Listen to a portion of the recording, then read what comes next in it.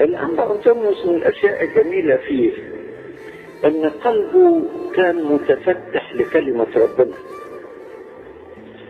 يعني ايه قلبه متفتح لكلمة ربنا؟ يسمع الكلمة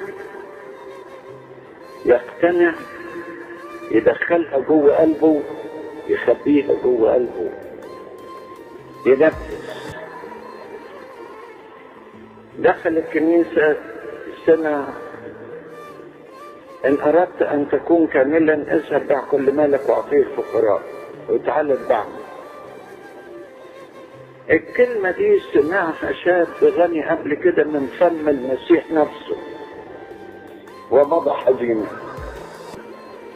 لأنه كان ذا أموال كثيرة. أما أنبا أنطونيوس سمع الآية دي في الكنيسة ربما من قسيس أو من شماس فلم يمضي حزينا، إنما مضى وباع كل ماله وسار وراء المسيح.